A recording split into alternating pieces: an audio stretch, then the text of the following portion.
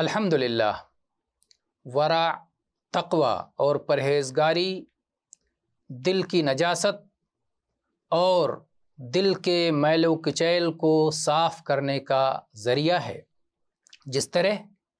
پانی سے کپڑے کی نجاست اور کپڑے کا میل کچیل صاف ہو جاتا ہے، کپڑوں اور دل میں ظاہری اور باطنی دونوں طرح کی مناسبت پائی جاتی ہے۔ اسی لیے اگر کوئی بندہ خواب میں کسی طرح کا لباس دیکھے تو اس کی تعبیر اس کے دل اور اس کی حالت سے کی جاتی ہے، کیونکہ ہر ایک دونوں پر اثر انداز ہوتے ہیں۔ اسی لیے اسلامی شریعت میں ریشم پہننے سے منع کیا گیا ہے، سونا پہننے سے منع کیا گیا ہے، درندوں کی کھال پہننے سے روکا گیا ہے، کیونکہ یہ وہ ہیئتیں ہیں، یہ وہ حالتیں ہیں جو بندگی اور اللہ کے سامنے خشوع اور خضوع کے منافی حالتیں ہیں اور دل پر اثر انداز ہوتی ہیں، اور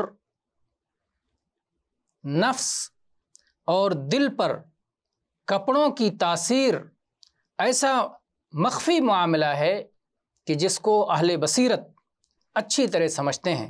کہ جب کپڑے صاف ستھرے ہوتے ہیں یا جب کپڑے میلے کچیلے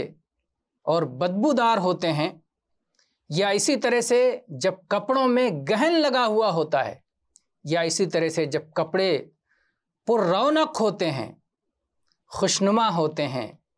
خوشبودار ہوتے ہیں، تو پھر ان دونوں لباسوں میں کیا فرق ہے؟ یہاں تک کہ عارفین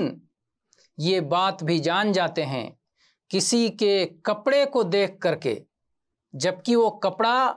تن پر نہ ہو، بدن پر نہ ہو، صرف کپڑا ہو، کپڑا کو دیکھ کر کے ہی بتا دیں گے کہ یہ کسی نیک کا کپڑا ہے یا کسی گنہگار کا کپڑا ہے۔ لباس سے، ظاہری لباس سے باطنی کیفیات